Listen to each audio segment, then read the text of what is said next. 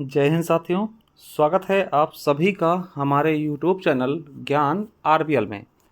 दोस्तों, हम देख रहे थे जियोग्राफी क्लासेस और सभी एग्ज़ाम्स के लिए मोस्ट इम्पॉर्टेंट क्लासेस हैं। और आज हम देखेंगे जलवायु और मौसम। ठीक है, क्या देखेंगे? जलवायु और मौसम के बारे में देखेंगे बहुत ही शानदार तरीके से। तो चलिए साथियों शुरू करते हैं। उसके पहले बता दूं कि आप सभी चाहिए दोस्तों प्लेलिस्ट में, ज्ञान आरबीएल के प्लेलिस्ट में, वहाँ देखिए हमने भूगोल की भी अलग से एक प्लेलिस्ट बना दी। यहाँ जा करके आप सारी क्लासेस यहाँ से ले सकते हैं। इसके अलावा साथियों, ये आपके लिए इतिहास हमने पढ़ाया मात्र 30 वीडियो में, तो इसे पढ़ सकते हैं। ठीक है, और ये स्टैटिक जीके आपके यूपी पुलिस के लिए बहुत ही शानदार तरीके से करा रखा है, तो ये कर लीजिए। और संपूर्ण हिंदी भी हमने कराई हुई, तो आप कर सकते हैं यहाँ से जा करके। ठीक है, इसके अलावा जाइए आप हमारे ज्ञान आरबीएल ऐप को डाउनलोड करिए, और ऐप पे जाने के बाद दोस्तों अगर कोर्सेज चाहिए यहाँ जाइए, और ई बुक चाहिए इस वाले कॉलम पे जाइए। ठीक है, ई बुक वाले पे जाते हैं दोस्तों, तो आप देख सकते हैं साथियों कि ये देखिए यहाँ पे दोस्तों आपको बैचेस भी मिल जाएंगे। ठीक है, सफलता बैच है जो जूनियर असिस्टेंट के लिए।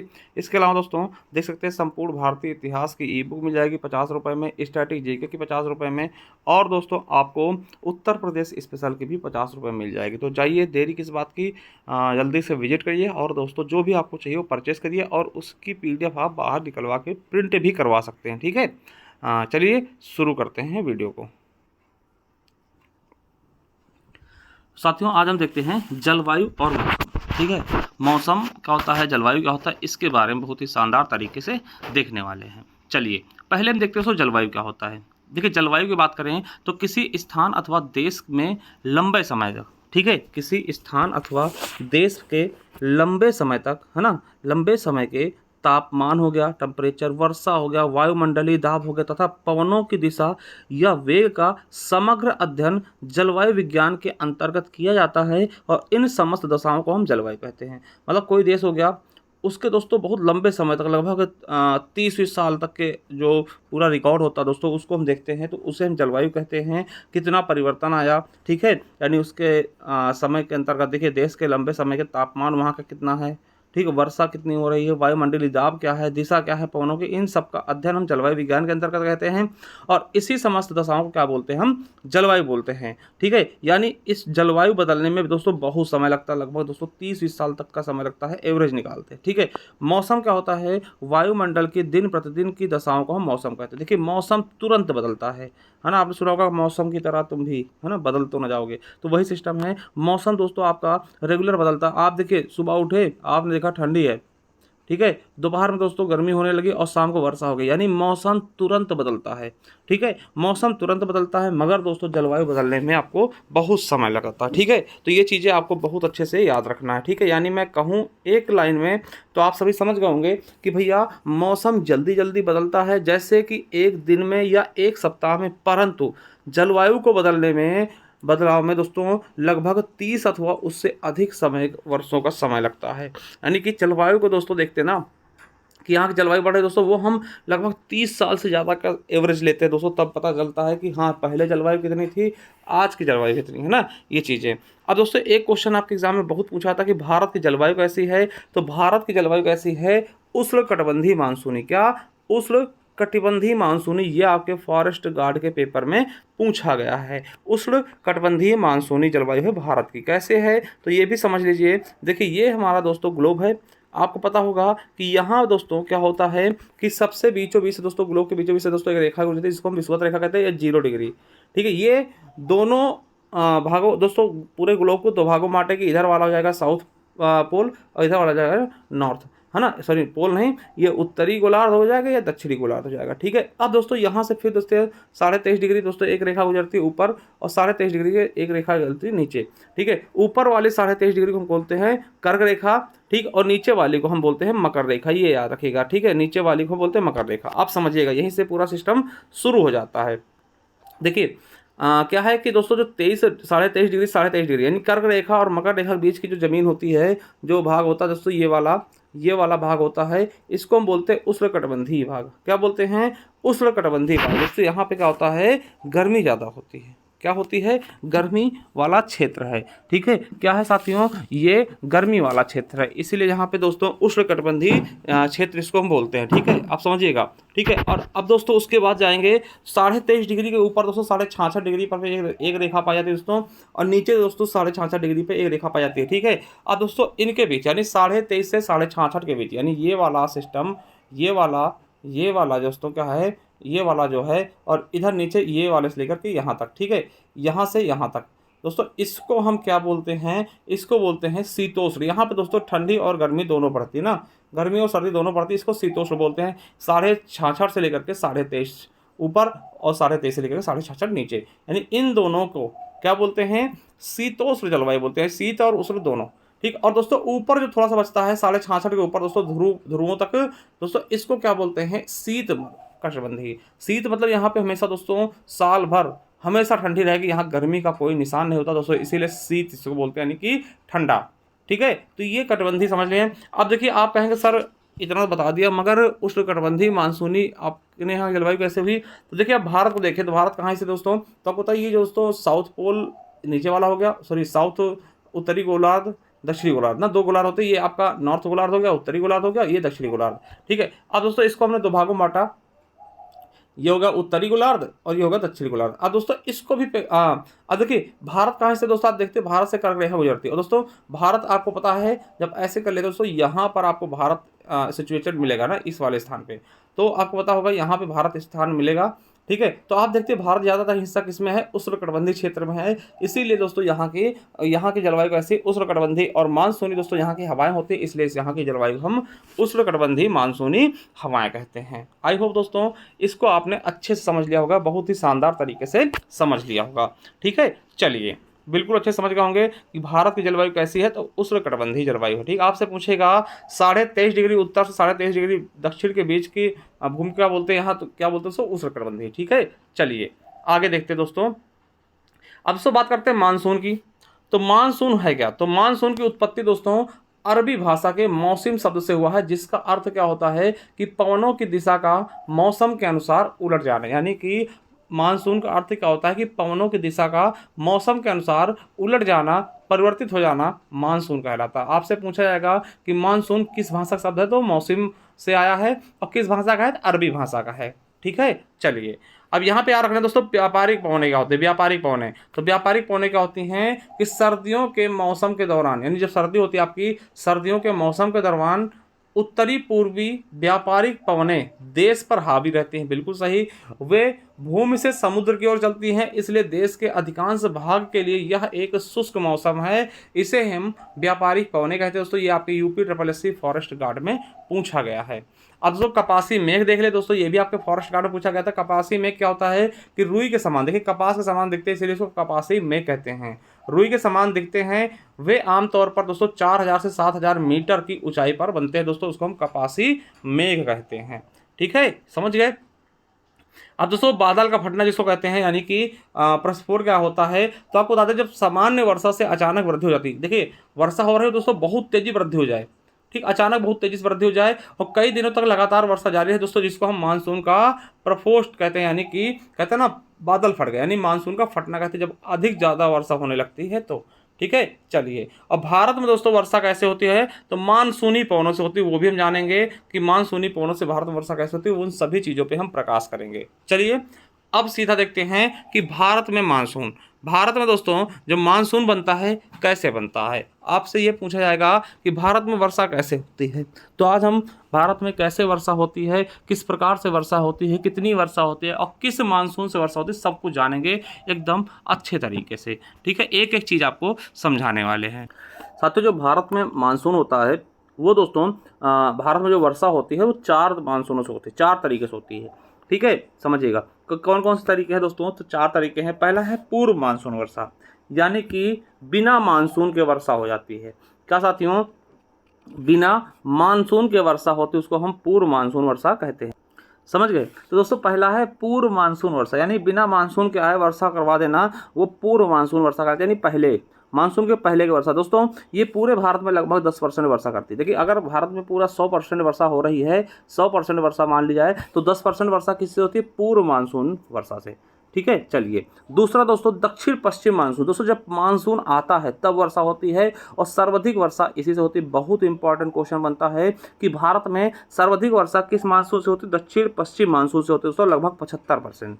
फिर दोस्तों उसके बाद उत्तर पूर्व मानसून आता है, जिससे दोस्तों 12% वर्षा होती है और पश्चिमी विक्षोभ से लगभग 3% वर्षा होती है। सबसे ज़्यादा वर्षा किससे होती है? तो दक्षिण पश्चिम मानसून से। सबसे कम वर्षा पश्चिमी विक्षोभ से होती है। तो इन सब चीज़ों के बारे में बहुत ही डिटेल तरीके से समझने वाले। तो चलिए पहले हम देख लेते हैं पूर्व मानसून वर्षा, जो कि 10% होती है। ठीक है, देखिए पूर्व मानसून वर्षा क्या होता है? मानसून के पहले दोस्तों बिना मानसून की जो वर्षा होती है, यानी मानसून के पहले की वर्षा को हम पूर्व मानसून कहते हैं। ठीक है, ये कब होती है? तो गर्मियों में दोस्तों, ग्रीष्म ऋतु में, जैसे मार्च से जून के बीच। ये कैसे होती है दोस्तों? जैसे ये होता कैसे है दोस्तों, ये स्थानीय पवनों के साथ दोस्तों आर्द्रता ग्रहण करके दोस्तों वर्षा करा देती है। जैसे दोस्तों अब बात करते हैं कहाँ पे कौन सी वर्षा होती है, पूर्व मानसूनी वर्षा कौन से कहाँ पे होती है। तो याद रखिएगा दोस्तों, लू और आर्द्रता। ठीक है दोस्तों, ये लू होती है, हमारे यहाँ लू चलती है ग्रीष्म ऋतु में। ठीक है, गर्मियों में अभी चलना शुरू भी हो गई दोस्तों गर्मियों में। तो दोस्तों लू और उसके साथ में दोस्तों आर्द्रता, जो दोस्तों नदियाँ नाले होते हैं उनसे जो आर्द्रता निकलती है उसको ग्रहण करके ये वर्षा करा देती है। ठीक है, तो लू प्लस आर्द्रता मिलकर दोस्तों वर्षा उत्तर भारत में कराती है। इससे यह दोस्तों लू जो होता है, आपको बता दें लू कैसा होता है, यह एक उष्म लहर है। आपसे पूछा गया था लू कैसा क्या होती है दोस्तों, यह एक उष्म लहर होती है। ये ग्रुप डी में पूछा गया। ठीक है, लू क्या होता है दोस्तों? ग्रीष्म काल में उत्तरी मैदानों में बहने वाली पवन को हम लू कहते हैं। ये पेट में पूछा गया है। यानी कि जो हमारी लू चलती है दोस्तों, गर्मियों में लू चलती है, लू बहती है, ये दोस्तों क्या करती है ना, नदियों से दोस्तों पानी को सोख लेती है और पानी को सोख करके दोस्तों ये कहीं वर्षा करा देती है। यानी कि ये पूर्व मानसून के पहले की वर्षा है, जो कि दोस्तों उत्तर भारत में लू के द्वारा दोस्तों, लू और आर्द्रता के द्वारा जो वर्षा होती है। ठीक है, इसे हम क्या होती है? पूर्व मानसून वर्षा होती है दोस्तों। दूसरा दोस्तों इसका उदाहरण है काल बैसाखी। काल बैसाखी कहाँ होगी दोस्तों? ये बंगाल और उड़ीसा में जो वर्षा होती है दोस्तों, पूर्व मानसूनी वर्षा, इसको हम काल बैसाखी कहते हैं और उससे बहुत खतरनाक होती है। ठीक है, ये दोस्तों ये बैसाखी समय दोस्तों, जब बैसाखी का त्यौहार आता है उसके समय होती है दोस्तों, इसको काल बैसाखी कहते हैं। बहुत ही खतरनाक वर्षा होती है, बादल गरजते हैं बहुत तेजी से। ठीक है, समझ होंगे, ये बंगाल और उड़ीसा के क्षेत्र में होती है। वही दोस्तों आम वृष्टि वर्षा, ये इंपॉर्टेंट है, ये क्वेश्चन कई बार पूछा गया आपके एग्जाम में, तो ये वाला सबसे इंपॉर्टेंट। आम्र वृष्टि वर्षा ये केरल, कर्नाटक और महाराष्ट्र के आसपास दोस्तों तटीय क्षेत्रों में होती है। ठीक है, कैसे होती है तो समझिएगा, मानसून पूर्व वर्षा जो केरल कर्नाटक के तटीय क्षेत्रों में एक सामान्य घटना है, इसे हम आम्र वर्षा कहते हैं। एनटीपीसी में पूछा गया। देखिए आम्र वर्षा क्यों कहते हैं? क्योंकि दोस्तों आम का सीजन होता है और उसी समय ये वर्षा होने के बाद आम बहुत अच्छे से पक जाते हैं। ठीक है, यानी कि आम को पकाने में बहुत ही महत्वपूर्ण इसका होता है, इसीलिए इसको हम क्या बोलते हैं? आम्र वर्षा।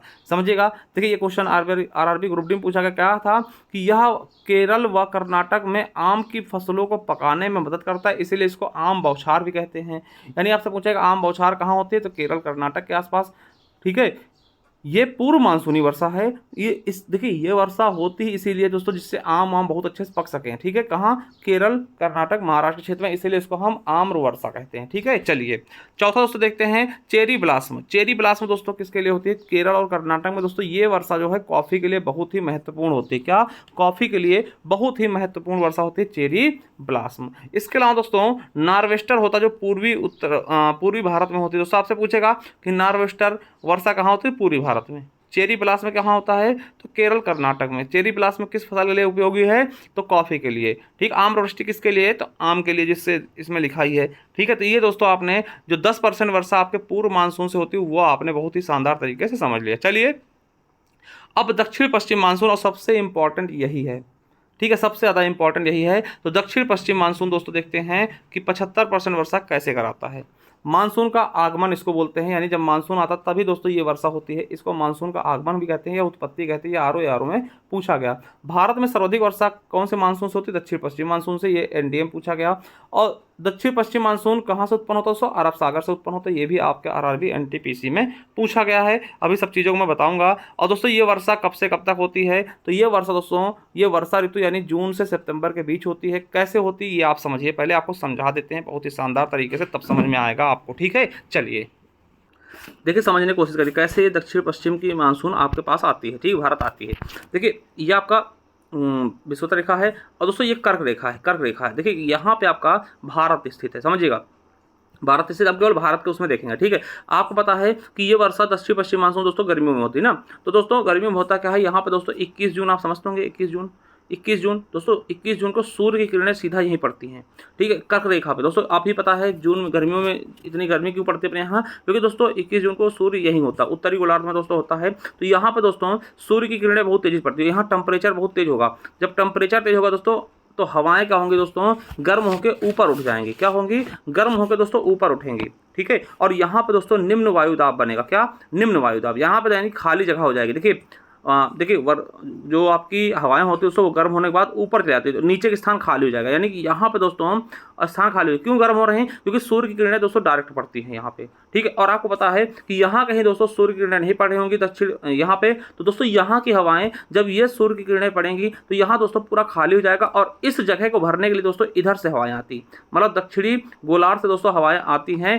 क्यों, क्योंकि यहाँ पे निम्न वायुदाब बना हुआ है, ठीक है, निम्न वायुदाब बना है, तो इसलिए यहाँ की हवाएं, ठीक है, यहाँ की हवाएं दक्षिणी गोलार्ध की हवाएं उत्तरी गोलार्ध यानी भारत की तरफ आती हैं दोस्तों इस जगह को भरने के लिए। आपको पता है जब कोई खाली स्थान बचता दोस्तों उसको तेजी से दोस्तों भरने के लिए जो लोग आते हैं, ठीक है। तो उसी प्रकार से हवाओं के साथ होता है। यहाँ पर यह हवाएं गर्म हुई दोस्तों, हवाएं ऊपर उठ गई। अब यहाँ नीचे खाली जगह बची, तो इधर से ठंडी हवाएं दोस्तों आने की कोशिश करती है बहुत तेजी से, ठीक है, समझिएगा, बहुत तेजी से दोस्तों ये आने की कोशिश करती है ठंडी हवाएं, ठीक है। चलिए ये चीज़ समझिएगा कि बहुत तेजी से आने की कोशिश करती हैं ठंडी हवाएं, ठीक है, ये चीज़ें। तो साथियों यहाँ पर, ठीक है, यहाँ पर जो आपका ये भारत वाला क्षेत्र है यानी उत्तरी गोलार्ध में, यहाँ से हवाएं आएंगी जगह भरने के लिए। तो चलिए अब इसको भारत के परिक्षेत्र में पढ़ते हैं। तो देखिए जब दोस्तों ये दक्षिणी गोलार्ध से दोस्तों हवाएं आती हैं यहाँ पे स्थान लेने के लिए दोस्तों इस तरीके से आती हैं, इस तरीके से दोस्तों यहाँ से आती हैं, ऐसे है ना, ऐसे करके इस तरीके से इधर से आते हैं। थोड़ा सा मैं इसको ऊपर करके आपको खिसका के समझाने की कोशिश करता हूँ दोस्तों। इस तरीके से ये हवाएं आ रही हैं, ठीक है, इस तरीके से ये हवाएं आ रही हैं, मतलब कि जगह लेने के लिए, ठीक। और आपको पता है दोस्तों ये किस तरफ से आ रही हैं, तो आपको पता है ये दक्षिण पूर्व दिशा से। कैसे, दक्षिण पूर्व दिशा से ना, ये दिशा आप निकाल सकते हैं, ये ईस्ट होगा, ये वेस्ट होगा, और ये नॉर्थ होगा, ये साउथ होगा। तो इस तरीके से आ रही है, दक्षिण पूर्व दिशा से ये हवाएं आ रही हैं। और आपको पता है दोस्तों यहाँ से क्या चलती है, जेड स्ट्रीम चलती है बहुत तेजी से, जेड स्ट्रीम धाराएं चलती हैं दोस्तों, जो कि आपको पता होगा जेड स्ट्रीम धारा चलती है 140-180 की स्पीड से दोस्तों चलती हैं। जब दोस्तों ये इधर पर आ रही होती, ये ऐसे आ रही होती, अब दोस्तों ये जो है ना इससे टकराएंगे जेड स्ट्रीम, तो दोस्तों इसकी दिशा ऐसे परिवर्तित कर देगी। ये जो हवाएं आ रही थी इस तरफ से दक्षिण पश्चिम से, ये दक्षिण पूर्व तरफ मुड़ जाती है दोस्तों, दक्षिण पूर्व तरफ मुड़ जाएंगे ना, ऐसे करके ऐसे मुड़ जाती है ना। तो साथियों आप देखेंगे, ठीक, ये मुड़ गई ना इधर को, अब इसीलिए दोस्तों दक्षिण पश्चिम की तरफ मुड़ जाएंगे ना, दक्षिण पश्चिम तरफ इधर को मुड़ गए। देखिए ये जो हवाएं इधर से आ रही थी, एक बार समझिएगा, जो जैसे मान लो दोस्तों ये हवाएं इस तरफ से आ रही थी, इस तरफ से ये हवाएं आ रही थी ना ऐसे। अब तो इधर से जेट स्ट्रीम डरी, तो दोस्तों ये हवाएं इधर को रुक कर जाएंगे, ना, ऐसे रुक कर जाएंगे, इधर को मुड़ जाएंगे, ठीक है, यानी इसकी दिशा हो जाएगी दक्षिण पश्चिम, ठीक है। तो जो दक्षिण पूर्वी मानसून थी वो जेड स्ट्रीम से टकराने के बाद दोस्तों दक्षिण पश्चिम की तरफ हो गई, इन्हीं को दोस्तों हम दक्षिण पश्चिम मानसून कहते हैं। अब देखिए ये ऐसे भारत में घुसेंगी, कैसे घुसेंगी, तो देखिए एक चीज़ समझिएगा, जैसे मान लिया कोई दोस्तों ये ऐसा भारत बना हुआ, नीचे देखिए ये ऐसा बना हुआ ऐसा। अब दोस्तों यहाँ से हवाएं चलेंगी ना, तो दोस्तों इसका आकार ऐसा है ना कि ये दो भागों में बढ़ जाएंगी। पहले दोस्तों कुछ हवाएं देखिए, जैसे ये इधर से चली दोस्तों, ये हवाएं जो हैं, ये हवाएं इधर टकराई, तो कुछ तो दोस्तों इस तरफ निकल जाएंगी, कुछ इस तरफ चली जाएंगी, और कुछ दोस्तों इधर को चली जाएंगी, क्योंकि दोस्तों इसका से भी ऐसा, मान लीजिए यहाँ पे दोस्तों पंखा चलाएंगे, कुछ हवाएं इधर जाएंगी, कुछ हवाएं इधर जाएंगे ना, क्योंकि इसका आकार ही वैसा है ना। तो साथियों याद रखिएगा, तो दोस्तों यहाँ से जब जेट स्ट्रीम से टकराई, अब यहाँ से हम सुनते हैं, ठीक है। तो दोस्तों इधर को दोस्तों कुछ हवाएं निकली, ठीक है, कुछ ये धाराएं इधर कुछ मानसून इधर आ गए, है ना, और कुछ मानसून इधर चले गए। तो दोस्तों इधर वाली जो चली गई, अब देखिए इनको दो भागों में बांट दिया। इधर वाली जो आई इसको हम अरब सागर मानसून कह दिए, अरब सागर वाली मानसून बोल दिया हमने, और इधर वाली जो आई इसको हम बंगाली खाड़ी मानसून बोल दिया, क्योंकि दोस्तों इस तरफ बंगाल खाड़ी, इस तरफ अरब सागर ना, तो इसे हम बंगाली खाड़ी बोल दिए, बंगाल की खाड़ी वाली मानसून बोल दिया, और इधर वाली अरब सागर मानसून बोल दिया, ठीक, आप समझिएगा। अब जो अरब सागर वाली मानसून है दोस्तों, ये 3 भागों में बढ़ जाती है, यानी 3 उप शाखाओं में बढ़ जाएंगी, और इधर वाली बंगाली खाड़ी वाली ये 2 उप शाखाओं में बटेंगी। कैसे 2 उप शाखाओं में बटेंगी, इधर वाली 3 में बटेंगी, 1 2 3, ठीक है। अब देखिए समझिएगा, इधर वाली 3 बढ़ गई। अब देखो जो इधर की पहली वाली थी ना, अब अरब सागर वाली देखते जो 3 मानसून 3 भागों में बटी। ठीक है दोस्तों, समझिएगा जो अरब सागर वाली मानसून थी, दक्षिण पश्चिम मानसून थी, 3 भागों में बटेंगी। ठीक है, 3 उपशाखाओं में बटेंगी। और दोस्तों पहली वाली जो शाखा होगी, ये पहली वाली शाखा दोस्तों यहीं पर दोस्तों पश्चिमी घाट पर्वत से टकराएगी और यहाँ केरल में वर्षा कर देगी। कहाँ पर कर देगी? पहली वाली यहाँ समझिएगा केरल में वर्षा कर देगी। ठीक है, अब चलिए अब आपको अरब सागर वाली समझाते हैं सही से। अब देखिए बात कर लेते हैं अरब सागर की। ठीक है, थोड़ा समझिएगा। तो दोस्तों यहाँ से जो केरल में 7 जून के प्रथम सप्ताह में दोस्तों केरल में वर्षा हो जाती है। यानी मैंने क्या बताया कि दोस्तों जो आपके अरब सागर वाली शाखा है, पहली शाखा दोस्तों यहीं पर टकराएगी, कहाँ? पश्चिमी घाट से केरल में वर्षा कर देगी, प्रथम शाखा। दूसरी की बात करते हैं दोस्तों, दूसरी वाली शाखा चलेगी दोस्तों, और यहाँ पे दोस्तों आपको पता है कि यहाँ पर दोस्तों आप देखेंगे तो यहाँ दोस्तों 2 नदियाँ बह रही होंगी, नर्मदा और ताप्ती नदी बह रही होंगी दोस्तों। इसके बीच से दोस्तों चलेगा, बीच से घुसेगा, भ्रंश घाटी से होकर जाएगा दोस्तों, यहाँ पे छोटा नागपुर के पठार के आसपास दोस्तों यहाँ पे वर्षा करा देगा। ठीक है, तो दूसरी शाखा आपने देख लिया कि दोस्तों ये नर्मदा और ताप्ती के बीच के जो भ्रंश घाटी है वहाँ से जाएगी, और दोस्तों यहाँ पर छोटा नागपुर के पठार था दोस्तों, ये मध्य प्रदेश हो गया। ठीक है, और दोस्तों आपके राजस्थान वगैरह में थोड़ा सा, सॉरी मध्य प्रदेश के आसपास दोस्तों यहाँ पे आपका ये वर्षा करा देगा, महाराष्ट्र के आसपास। ठीक है, यानी नागपुर के पठार तक जाएगा। और जो तीसरी शाखा जो होगी, तीसरी शाखा दोस्तों यहाँ से निकलेगी और गुजरात से दोस्तों अरावली पर्वत के आसपास से गुजरती हुई गुजरात से, है ना, ये जाएगी दोस्तों हरियाणा हो गया, पंजाब हो गया, जम्मू कश्मीर हो गया, दिल्ली हो गया, यहाँ तक वर्षा कराती है तीसरी वाली मानसूनी वर्षा, है ना, थोड़ा उत्तर प्रदेश में जाएगी। तो यहाँ दोस्तों पंजाब, हरियाणा, राजस्थान, दिल्ली, है ना, यूपी के आसपास दोस्तों यहाँ तक वर्षा कराती है। कौन सी? तीसरी उपशाखा। ठीक है, 3 उपशाखाएं समझ चुके हैं आप अरब सागर की। ठीक है, और दोस्तों जो बंगाल खाड़ी वाली 2 होती हैं, बंगाल की खाड़ी वाली 2 शाखाएं होंगी, उनके बारे में अगर मैं बात करूं, देखिए पहली शाखा, पहली उपशाखा ना, बंगाल खाड़ी की पहली उपशाखा जाएगी दोस्तों, यहाँ जाएगी दोस्तों, और सो ये चली जाएगी कहाँ? मणिपुर, मिजोरम में, है ना दोस्तों। आपको पता है कि यहाँ पर आएगी। ठीक है, तो साथियों यहाँ पर जाएगी, तो यहाँ पर दोस्तों पहली शाखा टकराएगी। और दोस्तों आपको पता है कि यहाँ पर दोस्तों क्या होता है, गारो, खासी, जयंतिया 3 पहाड़ी पाई जाती है। गारो, खासी, जयंतिया 3 पहाड़ी पाई जाती है। इस तरीके से होता पहाड़ी ना, तीनों तरफ ढकी, ऐसे ऐसे ढकी होती है ना, समझिए इससे निकलने की जगह नहीं होती दोस्तों। मानसून यहाँ जाता है और दोस्तों यहीं फंस जाता है, गारो, खासी, जयंतिया के पहाड़ों में फंस जाता है, और यहाँ पर दोस्तों बहुत भयानक वर्षा करती है। इसीलिए कहते हैं विश्व की सबसे ज़्यादा वर्षा कहाँ होती है? खासी पहाड़ी, खासी पहाड़ी बीचों बीच होती है दोस्तों, यहाँ पर बहुत भयंकर वर्षा करती हैं। ठीक है, तो ये चीज़ें भी आपको याद रख लेना है। क्या? इन चीज़ों को आपको बहुत इस तरीके से याद कर लेना है। ठीक है, चलिए। और दोस्तों दूसरी वाली शाखा जो होती है, दूसरी वाली बंगाल खाड़ी दूसरी शाखा होगी, पश्चिम बंगाल से दोस्तों प्रवेश करेगी और झारखंड, बिहार, उत्तर प्रदेश होते हुए दोस्तों दिल्ली के पास जाकर पंजाब तक जाती है ना। तो दोस्तों दूसरी वाली जो है, यानी कि इसको हम बोलते हैं कौन सी? तो दोस्तों इसको हम बोल देते हैं पूर्व मानसून भी कहते हैं। ठीक, उत्तर प्रदेश में पूर्व मानसून कहते हैं क्योंकि पूर्व तरफ से आती है, यानी बंगाल की खाड़ी वाली मानसून अपने उत्तर प्रदेश में बेहतरीन वर्षा कराती है। ठीक है, तो ये चीज़ समझिए। तो ये वाली दूसरी जो शाखा थी वो यहाँ जाती है। ठीक, आई होप आप इसको समझ पाए होंगे। अब मैं इसको लिख करके दिखा देता हूँ। तो दक्षिण पश्चिम मानसून के बारे में बता दिया है ना। अब यहाँ से देखते हैं दोस्तों, होता क्या है कि वर्षा ऋतु दोस्तों जून से सितंबर के बीच ये वर्षा होती है। बिल्कुल सही बात है। क्यों होती है? क्योंकि दोस्तों आपको पता है कि यहाँ पर गर्मी बहुत पड़ती है, तो इस जगह को लेने के लिए आपके दक्षिणी गोलार्ध से दोस्तों हवाएं आती हैं। ठीक है, अब देखिए दक्षिण पश्चिम मानसून दोस्तों जेट स्ट्रीम से टकराने के बाद प्रायद्वीपीय भारत के बनावट कारण 2 शाखाओं में बढ़ जाती हैं। ठीक है, और आपको बता दें जो दक्षिण पश्चिम मानसून है भारत में सर्वप्रथम दोस्तों अंडमान निकोबार में 25 मई तक दोस्तों ये वर्षा पहुंचा देती हैं। और दोस्तों उसके बाद यह मानसून सर्वप्रथम दोस्तों भारत के किस राज्य में वर्षा करती है? केरल में। जून के प्रथम सप्ताह दोस्तों केरल में वर्षा कराती है। ठीक है, और दोस्तों ये जो आपकी शाखाएं हैं ये 2 भागों में बढ़ जाती है दोस्तों। जो आपकी मानसून 2 भागों में बटेगी, अरब सागरी शाखा और बंगाल की खाड़ी शाखा। तो अरब सागरी शाखा को देख लेते हैं दोस्तों। सबसे पहले अरब सागर वाली शाखा 3 भागों में बढ़ जाती है। कितने भागों में? ये पुनः 3 भागों में। देखिए पहले जो मानसून आया वो 2 भागों में बटा। ठीक है, इधर वाली जो थी वो अरब सागर में बट गई, इधर वाली कहाँ पड़ गई दोस्तों? ये हो गई आपकी बंगाल खाड़ी वाली। अब अरब सागर वाली दोस्तों 3 भागों में बट जाएंगी। ठीक, और जो बंगाल खाड़ी वाली 2 भागों में, तो अरब सागर वाली 3 भागों में बटेंगी। पहला दोस्तों, पहली शाखा ये पश्चिमी तट से टकराकर, पश्चिमी घाट पर्वत से टकराकर दोस्तों सबसे पहले केरल में वर्षा कराती है दोस्तों 1 जून के आसपास, यानी जून के प्रथम सप्ताह केरल में वर्षा करा देगी। और आपको बता दें कि पश्चिमी तटीय मैदान पर दोस्तों 250 से 400 सेंटीमीटर के बीच भारी वर्षा कराती है।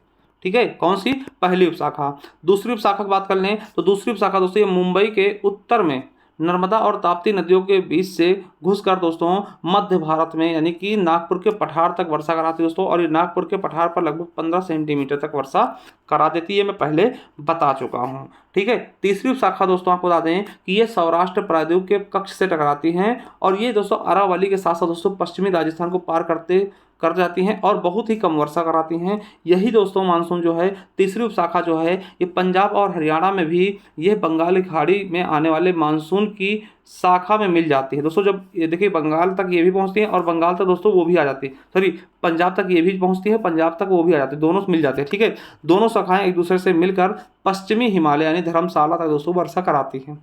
ठीक है, तो तीनों उपशाखाएं हम देख चुके हैं अरब सागर वाली। अब बंगाल की खाड़ी वाली देख लें दोस्तों। बंगाल की खाड़ी वाली जो मानसून है वो दोस्तों पुनः दो भागों में बटेंगी। पहली उपशाखा दोस्तों जो होगी वो पश्चिम बंगाल से प्रवेश करते हुए बिहार हो गया, झारखंड हो गया, उत्तर प्रदेश हो गया, ठीक, मध्य प्रदेश होगा और पंजाब तक की दोस्तों चली आती है। ठीक, और दूसरी दोस्तों उपशाखा ये गारो खासी जयंतिया मेघालय के पठार में दोस्तों गारो खासी जयंतिया में टकरा करके दोस्तों यहाँ बहुत ही भयंकर वर्षा करती हैं। आपको पता है मानसराम खासी पहाड़ी पर स्थित है, जो कि सबसे ज़्यादा विश्व में सबसे ज़्यादा वर्षा यहीं पर होती है। ठीक है, क्योंकि दोस्तों बादल यहाँ फंस जाते हैं, इसके बाहर जा नहीं पाते। ठीक, इसलिए यहाँ पर सबसे ज़्यादा वर्षा कराते हैं। और खासी पहाड़ी पर दोस्तों मेघालय की राजधानी शिलांग भी स्थित है। ये भी आपके आरआरबी एनटीपीसी में पूछा गया क्वेश्चन दोस्तों। ठीक है, तो आपने दक्षिण पश्चिम मानसून पढ़ लिया है। ठीक है, अब देखिए उत्तर पूर्व मानसून देख लें। तो उत्तर पूर्व मानसून दोस्तों कैसे होता है मैं ये भी समझा दूं आपको। अब साथियों समझिएगा उत्तर पूर्व मानसून। अब देखिए अभी तक दोस्तों सूर्य इधर था, अब सूर्य दोस्तों इधर आ जाएगा। कहाँ ठंडी समय सूर्य कहाँ आएगा, दक्षिण यहाँ पे आएगा दोस्तों। यहाँ जब आएगा तो यहाँ की हवाएं हल्की होंगी, यहाँ की हवाएं उठने लगेंगी ऊपर दोस्तों। फिर दोस्तों अपने इधर की हवाएं आएंगी, है ना, अपने भारत से आसपास यानी कि आप कहेंगे उत्तरी गोलार्ध की हवाएं आएंगी इस जगह को भरने के लिए। जैसे इधर की हवाएं उधर गई थी वैसे उधर की हवाएं इधर आएंगी भरने के लिए। ठीक है, जब उधर की हवाएं इधर आती है भरने के लिए तब समझिएगा कैसे वर्षा होती। अब दोस्तों इधर की हवाएं इधर आएंगी, ठीक है, भरने के लिए वर्षा आएंगी। और दोस्तों जब ये हवाएं बहुत तेजी चलती हैं दोस्तों यहाँ बंगाल की खाड़ी थोड़ा सा आर्द्रता ग्रहण करती हैं और आकर दोस्तों टकरा जाती है कहाँ, तमिलनाडु के आसपास खूब सारी वर्षा कराती है। यानी कि आपसे पूछेगा ठंडी क्षेत्र में कहाँ वर्षा होती है, तो तमिलनाडु दोस्तों ठीक ठाक वर्षा कराती है। इसको हम मानसून का लौटना कहते हैं। क्यों दोस्तों, क्योंकि ये मानसून लौट रहा है। ठीक है, और यहाँ तमिलनाडु में वर्षा भयंकर तरीके से करा देती हैं। ठीक है, तो ये भी आप अच्छे से समझ पाएंगे कि ये कैसे हो रहा है। तो साथियों को पता है कि उत्तर पूर्व मानसून ना ये उत्तर से पूर्व की ओर चलती है दोस्तों, इसीलिए इसको उत्तर पूर्व कहते हैं। ये लौटता हुआ मानसून कहते हैं, बताया ना कि लौटते हुआ मानसून होता है। इसे मानसून का निवर्तन बोलते हैं और सितंबर से दिसंबर के मध्य होता है। आपको बता दें कि मध्य दक्षिण भारत में उत्तर पूर्व मानसून बंगाल की खाड़ी में आर्द्रता ग्रहण करते दोस्तों तमिलनाडु में कोरोमंडल तट पे वर्षा करते दोस्तों। एसएससी जीडी और जेपीपीसीएस में पूछा गया ना, जेपीपीएससी में पूछा गया दोस्तों, याद रखेंगे। ठीक है, ये लौटता हुआ मानसून होता है। ठीक है, इसके बाद दोस्तों पश्चिमी विक्षोभ क्या होता है ये भी समझ लीजिए। अब देखिए होता क्या दोस्तों कि पश्चिमी विक्षोभ एक चक्रवात है जिसका दोस्तों जन्म भूमध्य सागर में। दोस्तों भूमध्य सागर में देखिए आप समझिएगा, मान ले दोस्तों यहाँ पे क्या है, भूमध्य सागर है। भूमध्य सागर दोस्तों ये आर्द्रता दोस्तों ये ग्रहण करता है। देखिए सागर होगा तो यहाँ पे दोस्तों गर्म होकर दोस्तों आर्द्रता उड़ती रहेगी। और तो इधर से जेट स्ट्रीम चलती है, तो स्ट्रीम दोस्तों जो बहुत इतनी तेज में आती है ना कि इनको घसीट लाती हैं यहाँ तक। ठीक है, घसीट लाती है दोस्तों, यहाँ तक घसीट लाती हैं। और दोस्तों होता क्या है कि यह भारत में उत्तरी मैदानों में शीतकालीन वर्षा होती है। दोस्तों ठंडियों समय जो वर्षा होती है उसको हम क्या बोलते हैं, है ना, पश्चिमी विक्षोभ। आपने देखा होगा ठंडियों में दोस्तों होती है बर्फ गिरने लगती है ना, ओले गिरते हैं, तो दोस्तों ये होता है पश्चिमी विक्षोभ। और आपको बता दें कि ये पहाड़ी मैदानों दोस्तों मैदानी भाग के साथ साथ दोस्तों पहाड़ी इलाकों में हिम वर्षा कराते हैं, यानी कि पत्थर गिराते हैं ना, हिम वर्षा होती है। ठीक, और दोस्तों ये वर्षा जो है यानी कि पश्चिमी विक्षोभ वर्षा दोस्तों ये आपके रबी फसल यानी गेहूँ के लिए बहुत ही महत्वपूर्ण है। याद रखेंगे, बहुत इंपॉर्टेंट है कि गेहूं के लिए दोस्तों भारत में कौन सी वर्षा बहुत इंपॉर्टेंट है, पश्चिमी विक्षोभ। तो आपने देखा होगा दोस्तों कि जब गेहूं होता है दोस्तों ठंडियों में बारिश होती है उसको हम पश्चिमी विक्षोभ वर्षा बोलते हैं, है ना, समझ गए होंगे बहुत अच्छे तरीके से। चलिए एक चीज़ और याद रख लीजिए कि नोट करके लिख लीजिए, आरआरबी ग्रुप डी में पूछा गया था भारत में सर्दियों के दौरान हिमालय से आने वाली शीतकालीन, ठीक है, शीतलहर का कारण बनती है दोस्तों। स्पेस था कि भारत में सर्दियों के दौरान फिर स्पेस था कहाँ से आने वाली हवाएं शीतलहर कारण बनती है दोस्तों, हिमालय से। ठीक, आरआरबी ग्रुप डी में पूछा गया दोस्तों। आई होप आपने दोस्तों बहुत ही शानदार तरीके से सारी वर्षा समझ ली। ठीक है, कि चारों प्रकार की वर्षा कैसे होती है और कौन सी वर्षा कब होती है और कितनी होती है। ठीक है, तो ये सारी चीज़ें आप समझ गए। चलिए थैंक यू दोस्तों। अब जाइए आप हमारे प्लेलिस्ट पर, वहाँ आपको मिल जाएगा भूगोल की क्लासेस, इतिहास की क्लासेस, ठीक है, और दोस्तों स्टैटिक जीके। और चाहिए दोस्तों आपको पीडीएफ के स्वरूप दोस्तों चाहिए तो ई बुक वाले कॉलम पे जाइए ज्ञान अर्पिल ऐप पर, वहाँ दोस्तों ये आप सारी पीडीएफ आपको मिल जाएंगे। चाहे आपको हिस्ट्री चाहिए, है ना, यूपी स्पेशल चाहिए, स्टैटिक जीके चाहिए, जो भी चाहिए आप परचेस कर सकते हैं। चलिए दोस्तों, थैंक यू, धन्यवाद। मिलते हैं किसी नेक्स्ट वीडियो में, तब तक के लिए जय हिंद, जय भारत, वंदे मातरम, थैंक यू।